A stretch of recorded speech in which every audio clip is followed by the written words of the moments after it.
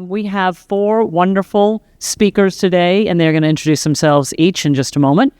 There we go. Yeah. There we go. Let's make this interactive. Awesome. It feels like we should have a campfire right here, and we should have our seats all the way around, and we should talk about tools. So I'm Mark Bradley, one of the product leaders at Flexera. Been here 5 years. Yesterday I had a chance to talk about sustainability with my buddy James. So here's James. So you got a mic, thank you. I'm James, head of GreenOps at Greenpixie. So we're a data set that plays nicely into a lot of different tools, just trying to enable other tools to be able to do GreenOps and FinOps together at once. So I think the idea of tooling and making sure tools plays nice with each other is a strong topic that we support with our data. So I'm pleased to be here. Cool. I'm Rich from Synyega. So my background is ITAM and SaaS. I do a lot of work in kind of how that links into FinOps. So for me, tooling, huge thing in the world of ITAM and SaaS. How it all comes together. Do you need the same tool, different tools, etc.? Lots of conversations about that. So that is the hat that I'm wearing today.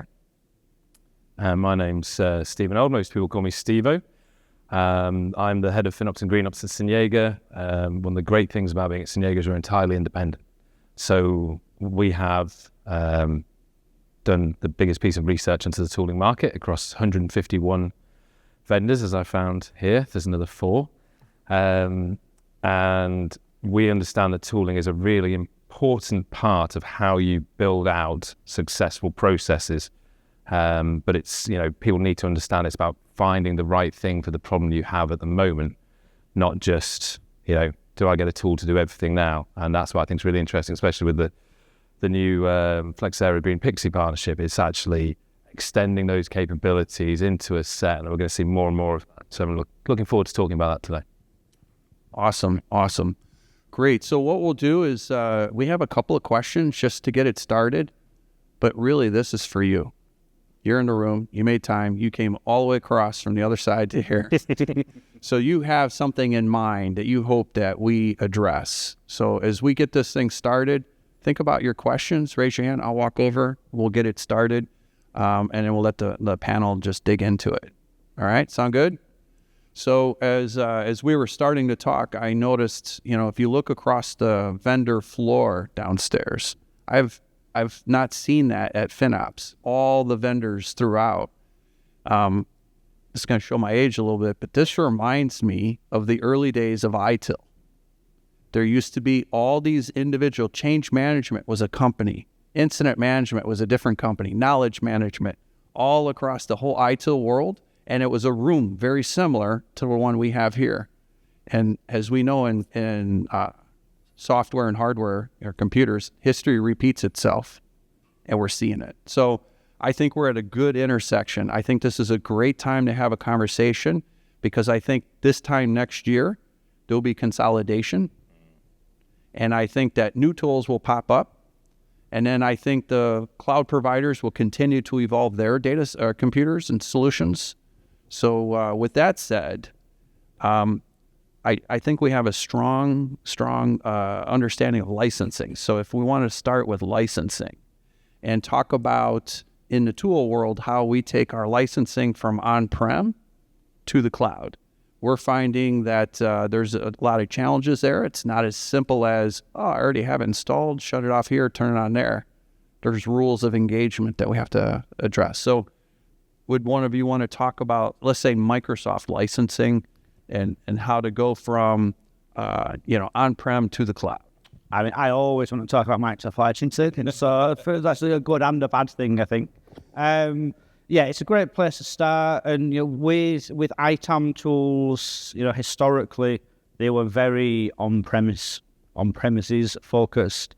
Microsoft, obviously they've got Azure in the cloud, they've got SaaS in the middle, and their metrics blend between per user, per message. So a tool that can cover all of them tends to be quite difficult to find.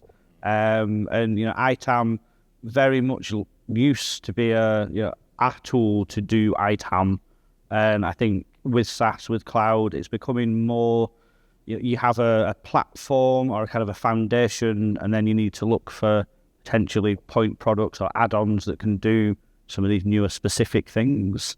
Because if you want to do your Microsoft compliance on-prem, that's one thing. If you want to understand your Azure hybrid benefit usage, that's another thing. If you want to be able to compare those two, that's another thing.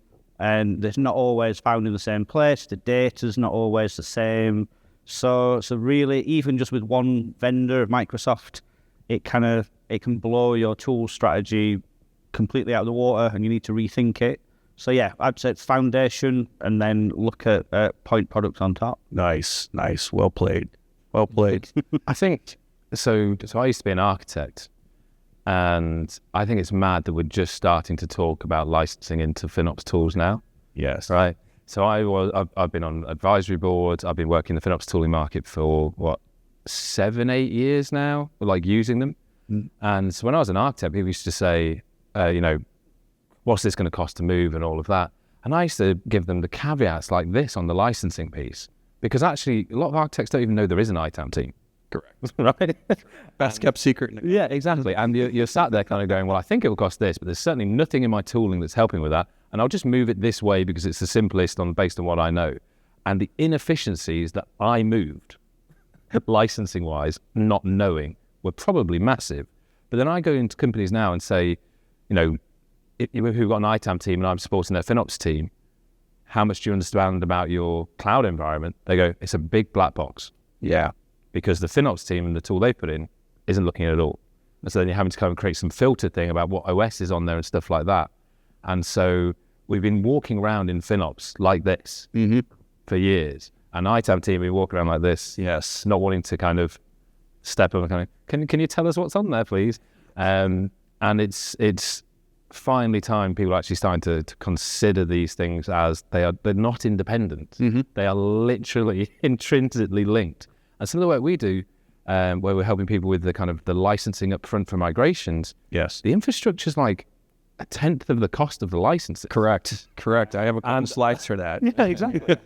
and that's what all my tools were showing me were the infrastructure. Yeah. You can optimize your VM as much as you want, but if you're putting SQL Server Enterprise on 96 cores, literally doesn't matter how optimized those cores are. Exactly.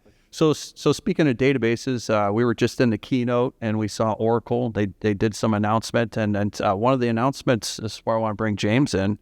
They announced their capability for Carbon. I just wanted to throw that in, just kind of get that going, get James in here.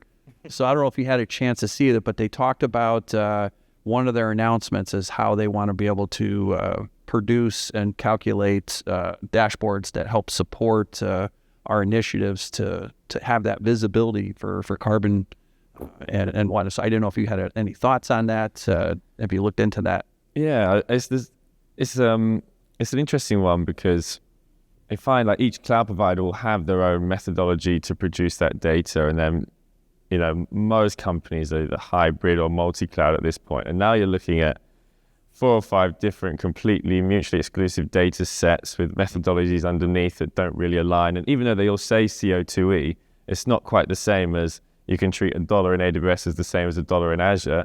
Like CO2 in Oracle is like yen in Azure and rubles in AWS. So, again, you need a point solution to help you try and normalize these things. Otherwise, this just kind of, without being able to aggregate the data and make meaningful comparisons, these kind of dashboards are they'll help you compare your last month to this month just in Oracle. But if that's only helpful if you are just purely in Oracle. So, you need another tool to help aggregate that data. In building the independent methodology that you guys have done, do you find enough data from the vendors on how they're represented to be useful to you in being able to do any translation? Or do you actually find it a bit of a black box that you can't really work out where their numbers are coming from?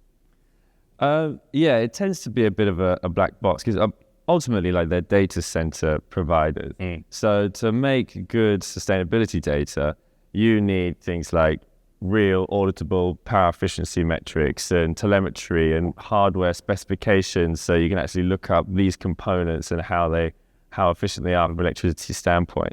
But this stuff is extremely commercially sensitive, and you know, if Oracle were to give you all the information, Azure would probably get some smart people to look at that and be able to reverse engineer margins and things like that. So ultimately, they need to hide behind averages and percentages in market base because it's too commercially sensitive otherwise. So yeah, to give them the benefit of the doubt, You're very generous. People don't get that very often. Fair play. But yeah, they all have the exact same problem, and they all hide it in various different ways. Cool. So now that we've kind of set the first round, if you will, and each person's had a chance to kind of speak, is there anything from the audience? Like when you were coming here, and you know, we've all been looking on the showroom floor. There's a lot of vendors in there. Is there any vendors, any tools, anything that prompted you to say, hey, we should probably have a discussion about this, whether it's consolidation? Yeah, let me come on down and I'll bring the mic to you, and because I want it to be collaborative throughout. All right, here you go, sir. Hey guys, day 2 of the FinOps X, and it's pretty much all about Gen AI and AI. With the focus survey, sustainability last year before ChatGPT launched, it was high up the agenda. Now it's way down. I don't know, is it 6 or 7? Are they mutually exclusive, or will it be a case of AI is the flavor of the month at the minute, and eventually once the sustainability impact of all that takes shape, will that follow? Or is it a case that AI will rule the roost for a little while and we'll forget that the planet isn't on fire for the next couple of years when we figure it all out? And Yeah. James, you want to take that? It is a good question. I think AI is, as you said, it is the flavor of the month. But I think people will start seeing the AI costs go out of control. And again, the way I see sustainability in FinOps is a way to drive more efficiency by using a currency that more people care about.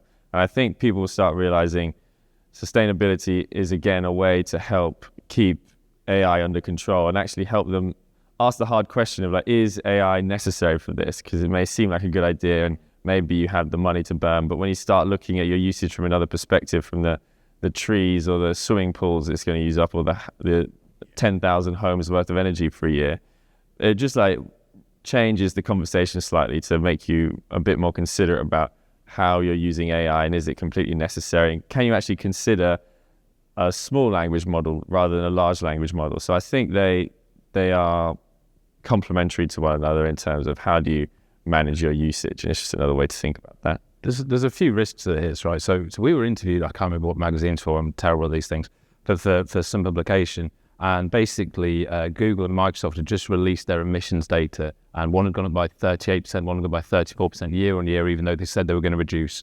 And they said the reason was AI, and they were really surprised. And they basically asked us, were you surprised? And we were like, I mean, are you stupid? It's absolutely mad. And I see one of the biggest risks to GreenOps. So Gen AI is becoming so important. Well, AI is becoming so important because it's a sudden flare-up in costs, right? It is basically a cost anomaly that we are seeing at a rate of growth that was unexpected.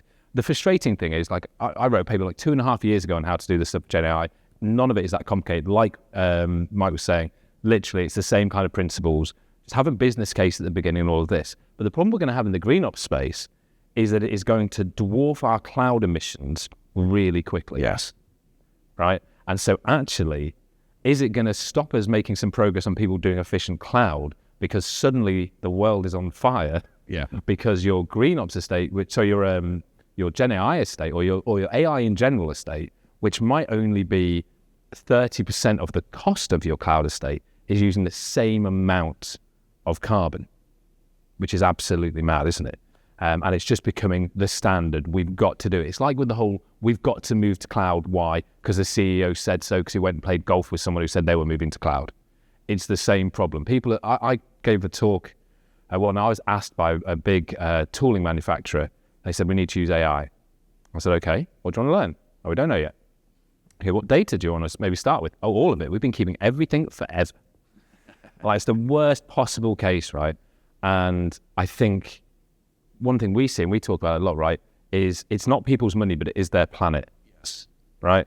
And I think carbon is maybe a way of actually getting people to kind of control themselves a little bit faster than the cost will, because it's going to be absolutely exponential. Yeah, I mean, I've had conversations with people where we've been talking about the cost of AI, and you need to use it more efficiently and it will reduce the number of tokens and things.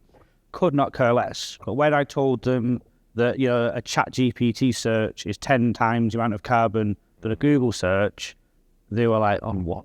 Well, I'll just use Google then. Even the Google AI added on somewhere, you get different reports, don't you? Somewhere from like 6 to 14 times more carbon is used in that little AI bit at the beginning that's normally wrong. Yeah, which I did find out. If you do your search and put minus AI, it won't do it. Well, there you go. There's an insight. Optimization tip for you there. So that was a phenomenal question. Could you imagine for 1 second, and I'll jump to you, Jeremy. Can you imagine all the vendors down below, all their interface changes to one line? Yeah. No dashboards, no menus, one command line. Yeah. Ask me a question. Ask it any question that all those tools combined come. One, do you see us there next year? People still like pretty pictures, don't they? There's a couple who are going that way, right? Yeah. There are absolutely some that have gone that way. I think we're at a stage at the moment. So if you get into like the FinOps, and they talked about it a little bit today, but one of the things you have to do to efficiently use generative AI is you've got to train people to prompt well. Yes. So I think it was you that told me that people who've been through prompt training and people who haven't require it 20 times more prompts if you haven't been to get to the same answer. And if you understand how tokens work, that isn't 20 times worse. It's around 400 times worse in terms of cost and carbon, right? Because of the context carried over. And so if we hand over to that thing, it is going to take people forever to get the answers. So they'll still kind of go, actually, can you just build me something? Until there's the intelligence around, because we are asking questions about complicated things. Sure. I mean, if you go into look into the getting insight out of the Greenpixie stuff and you don't know what you're doing, like it will take you a while. Like it's giving you some incredible data, but you've got to have the context to get that out. Same with can you imagine people with the licensing data? Yeah, exactly. They would literally just get the wrong answers half the time because they'd ask the wrong question. Very good point. Let me come over here to Jeremy. Look like you had something for us. Yes, like different. Obviously, I'm of the same generation here as Mark, so I remember the ITIL framework and the incident problem change and the kind of conference in the room. And it made me think a little bit. I had a conversation last night with JR, and he was like, what have you heard the most on the floor here? And actually, for me, it was people coming up to me and saying, can you cover on premises, right? We need to include that. We need to start thinking about that, which is great, of course, for a vendor that covers those scopes. But I'm wondering, when I think about AI, data security, data sovereignty, if we're seeing a little bit of a shift back to kind of on-premise. We've seen in the Flexera State of the Cloud report that repatriation, I think is the word that people are using, has increased somewhat. And as an architect myself, I'm just like, well, that's because you got it wrong the first time. You shouldn't have done it, yeah. But I'm interested kind of across the panel here, what the kind of sense is about what that means. Are we going to be here next year, with a lot more focus on-premise and people trying to protect their data? What does that mean from an emissions point of view? What does that mean in licensing and so on? Awesome. I've had a few people come up to my booth and ask, because we're pretty clear what we do at Greenpixie. We do the one thing, and it's the data for the SKUs and turning carbon into a currency. But people are repatriating simply because of the costs of AI, and like because you're being charged per token. Being able to move that back to on-premise and just having to deal with the raw electricity information and data makes it not only probably more sustainable, but actually much cheaper for the users. So that's kind of what I'm seeing, and it's making me consider, should we start covering some on-premise carbon data? Yeah. Again, like one of the reasons working with Flexera was really powerful was because you guys have Technopedia, and you cover the kind of carbon ITAM on-premise side, and that was always a big question that we got, is because we want to cover multi-cloud and hybrid and get all the data in one platform. And I think that's when tooling coming together to create and have another tool that aggregates all the data and puts it together is really important, and AI just adds to that as well. I think from a licensing perspective, one of the things, all the publishers have spent the last 10 years getting customers to give up their perpetual on-premises licenses, subscriptions and cloud things. But so as a company looks at, actually, maybe we should move this back. It's cheaper, it's greener, but then actually it's going to cost us 57 million to rebuy all of our SQL licenses or our Oracle licenses, and then suddenly, is it more cost effective? Do you end up, yes, over 10 years it will be, but right now we'll just leave it in the cloud because no one was expecting that huge bill. And I think that might be a sticking point for some of them where, and as to Steve's point earlier, most companies will only think about that right at the end. So everything will have come back into the data center, and then they'll go, oh, we're at risk. Right, why is it not working? So, we've turned that off and we've not got it anymore. Yeah. So, right, 50 million, here we go. So I think that will come back, and it will be a familiar problem for older organizations, a brand new problem for newer organizations, but it's going to be one. Yeah. I think repatriation has been significantly slower than I anticipated. And one of the beauties of being independent is because I can say exactly why. It's because Broadcom scared the hell out of everybody, because they were going to go back on VMware, and they were going to go, well, at least I know how expensive my cloud is. I don't know how expensive my on-premise is going to be, because we've got all these scare stories. I mean, now that's beginning to calm down a little bit. We're beginning to see that again. So we are absolutely going to see repatriation. We talked about this the other day, because people move stuff they shouldn't, because they thought everything has to go. And that was a stupid idea. And then also people, I think, are massively overcomplicating how do they understand the cost of their data centers. I mean, hosting companies have been breaking apart data centers and selling them to you for years. And I can tell you, having worked at them, they're not that clever. It really is that simple. You've got some constituent parts, you've got some additional overheads, you divide them by those things, put the overhead back on, and you can get a cost. And so you can start putting it into focus, you can start putting it into things. And like 4 or 5 years ago, a few people started putting some of the FinOps for VMware stuff on there, and it really didn't work very well because it was overcomplicated. Some of the tools, like I said, who've been in that space for longer, are kind of ready built for the pushback. I think actually it's going to be a real challenge. I think a lot of the market isn't ready for that. And we are going to actually step back to the hybrid world we should have been in the first place.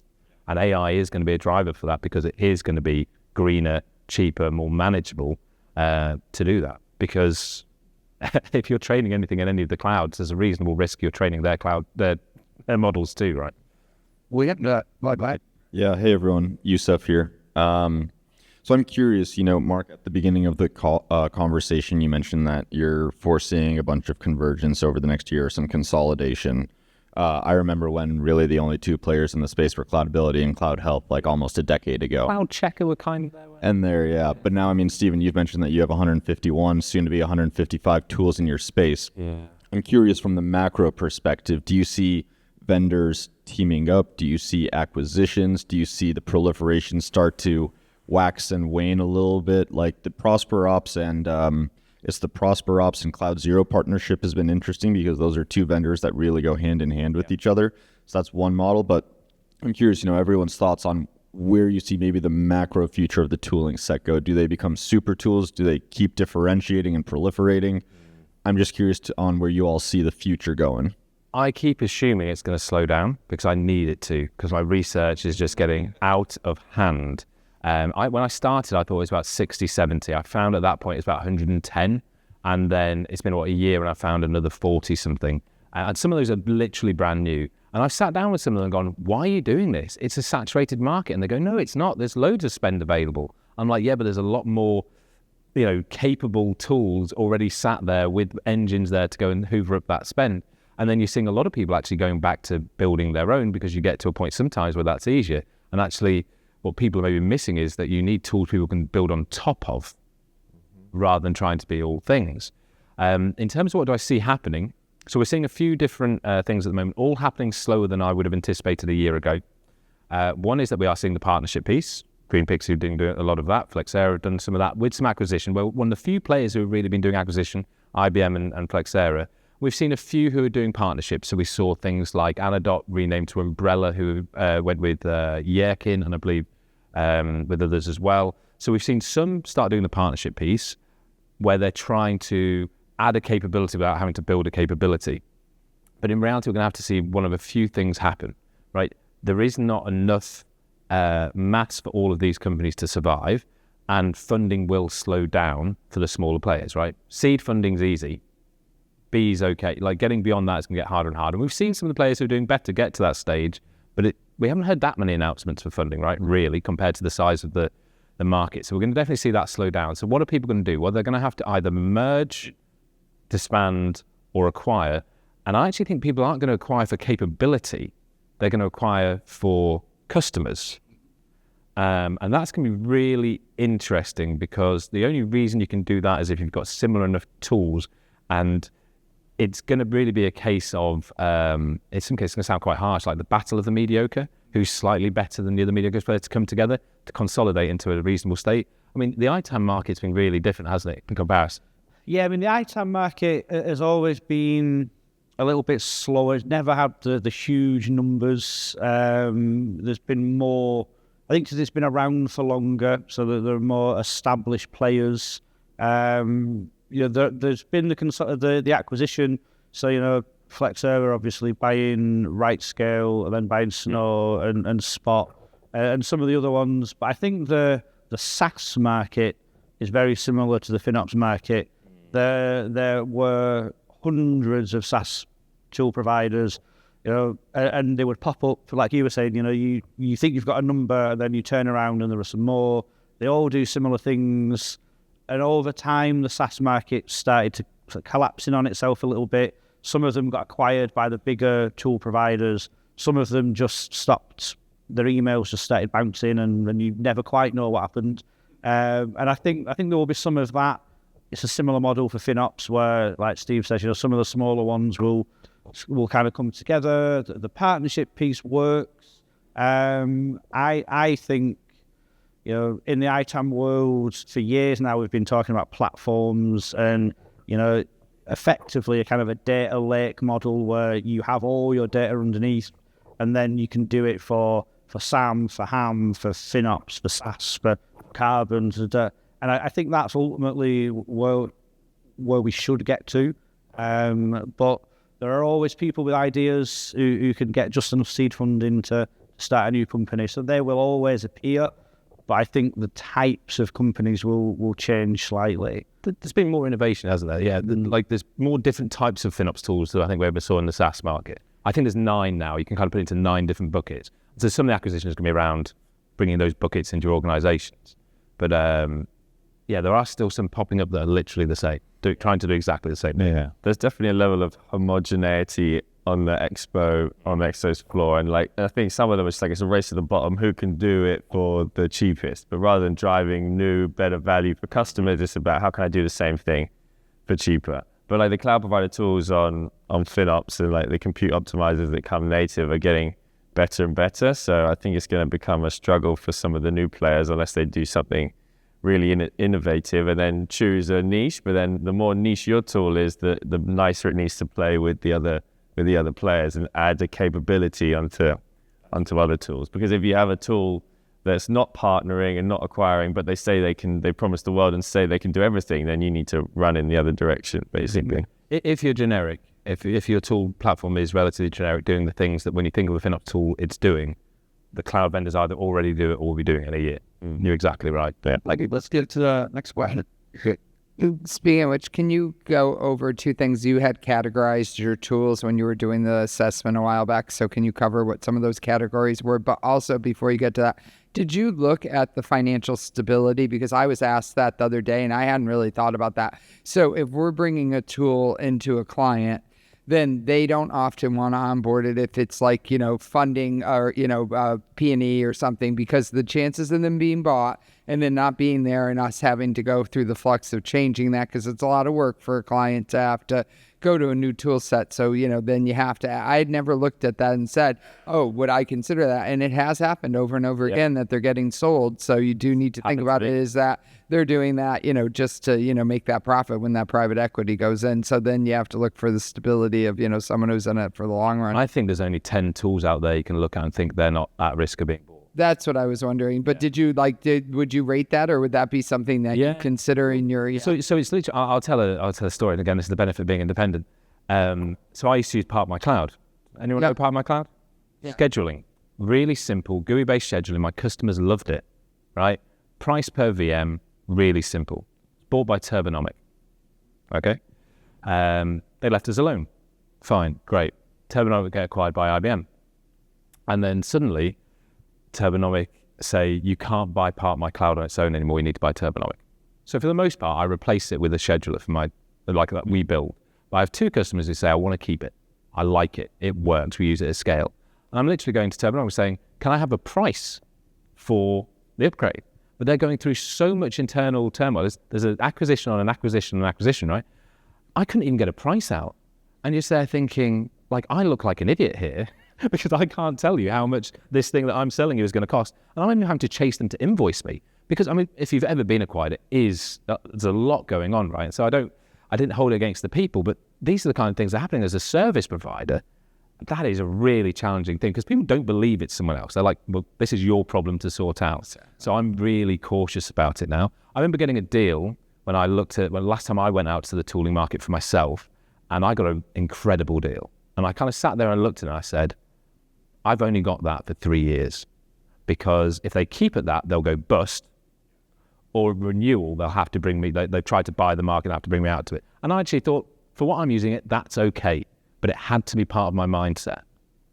Yeah, no, it's a concern because, I mean, I just see so many new products. It was overwhelming walking around downstairs, and you have to wonder about that. If you're a service provider for someone and you're providing a tool, then if something happens, you're on the hook for that, and you just don't want to have that. So, it's something to consider that not everyone thinks about because there's just going to be a lot of shift. And then the other thing I wanted to mention was private cloud. So we are seeing it. It is happening. It's a fact. And so but the thing that's being asked now by clients is, can we have what you did in the public cloud and the private cloud? So that bare metal building with that same thought of, we're not doing a data center. I'm not seeing that. I'm not getting asked to do that. We're not going back to the 20 years ago. Let's build the data center, but we are taking the functionality. The architects are building that on-prem for clients now, or bare metal, those third parties that are doing that. And hopefully maybe that'll help with the carbon, but carbon hasn't, all of a sudden, I don't know why sustainability is back of mind in the United States right now. I mean, I did a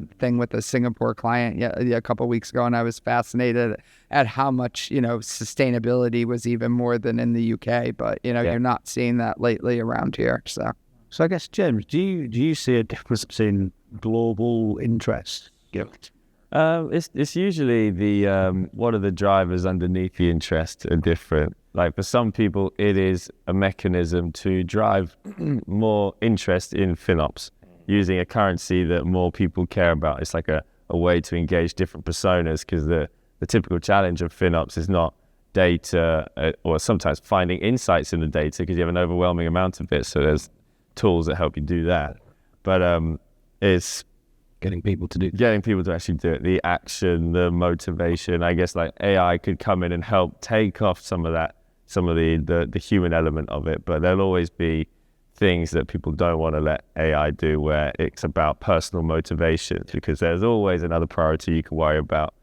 I think in the US typically, like we see people see it as a mechanism to drive more efficiency, but then in the EU and Western Europe, it is still drive more efficiency, but they have the added kicker of I want to be compliant with and future-proof it. Yeah.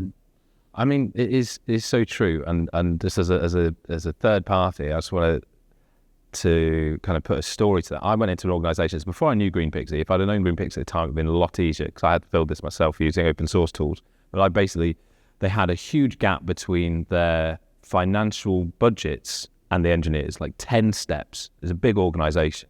And so they just didn't care about money. It was so far away from them that me giving them cost optimizations, they just didn't care. So I created carbon budgets for everybody.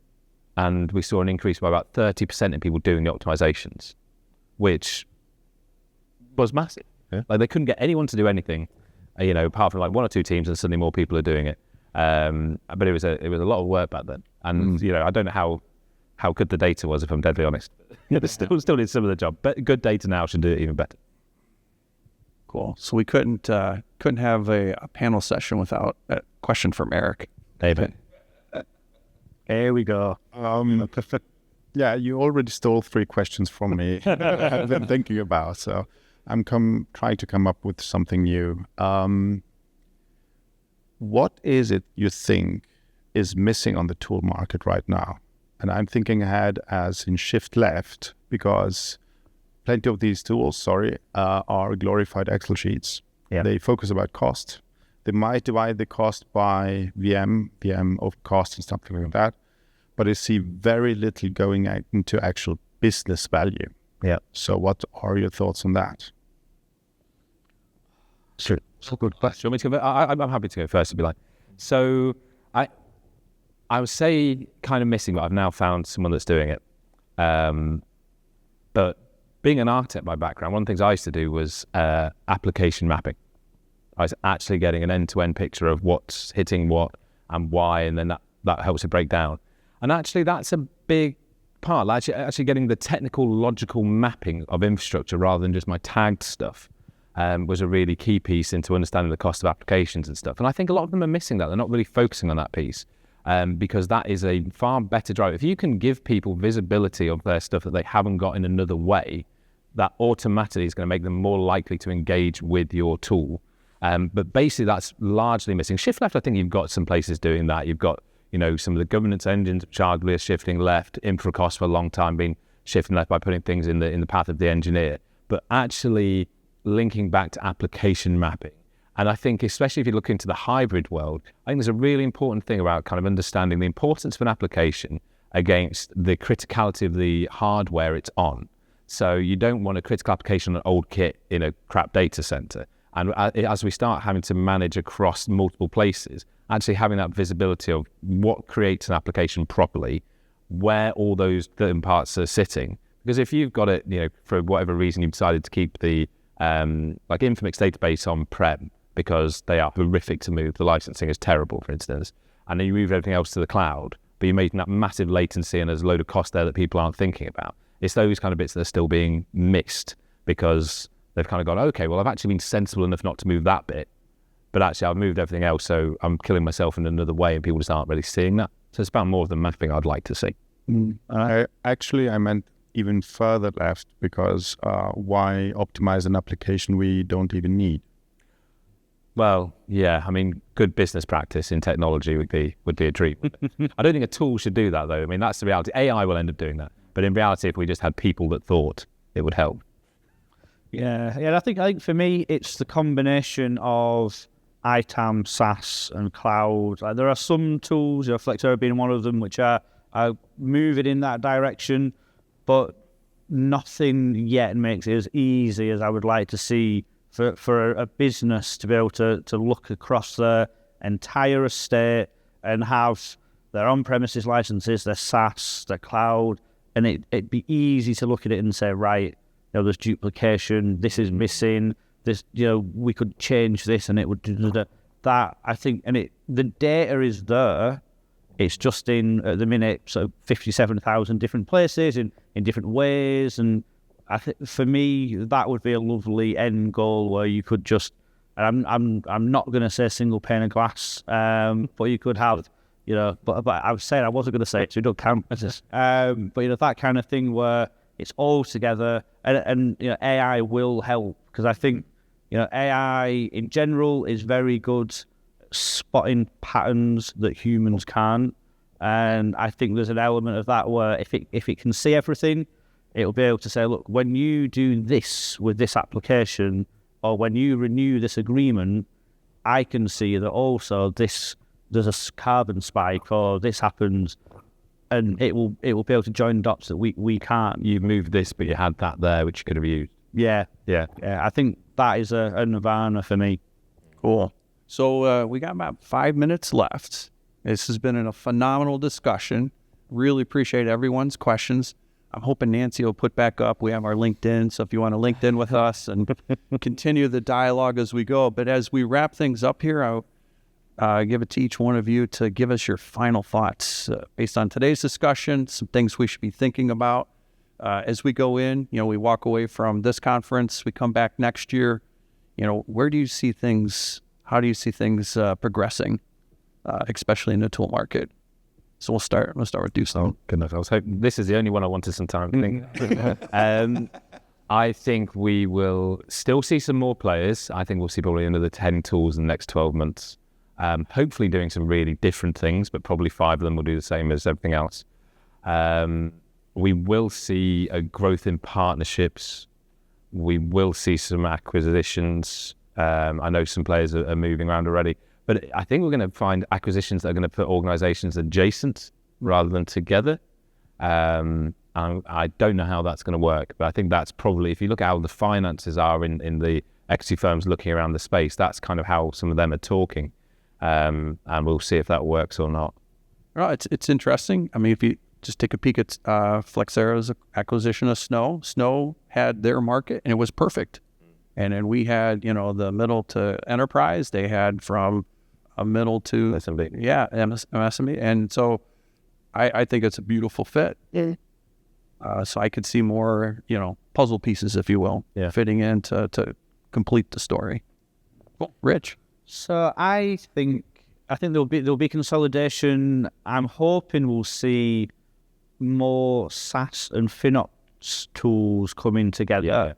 Again, whether it's partnership or acquisition, in a way, it doesn't matter too much.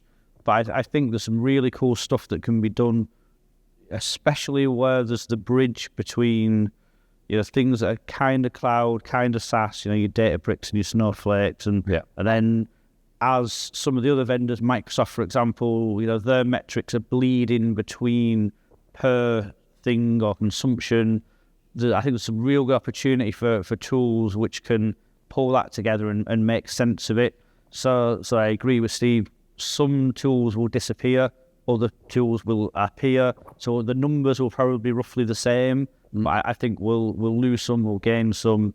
But for me, SaaS and FinOps together, that's what I'm looking for. It reminds me of Jamie Dimon, CEO of JP Morgan Chase, before the acquisition of JP Morgan Chase acquiring Bank One. His mindset to us was pick your dance partner or they will pick you, and it may not be the dance partner you wanted. Yeah. All right, James, take us home. Yeah, well, I can tell you, I hope to see more sustainability being synonymous with the things that FinOps practitioners and ITAM and SaaS people are doing. But I also see, just from the stall that was next to ours, I think AI becoming more synonymous as well with the automation side of things, and how are more people going to start using AI to shift completely left, so nobody even needs to worry about what they're doing anymore. And probably more of a move towards platform as a service as well, I think, and more people managing that kind of thing. Well done. Well, thank you, everyone. This was a phenomenal session. Thanks for your questions. Thanks for your knowledge and sharing of your ideas. And I think that's a wrap. Nancy, do you have any closing thoughts, or you need it? You're good. All right. Thank you, everyone. Thanks, guys. All right. Cheers.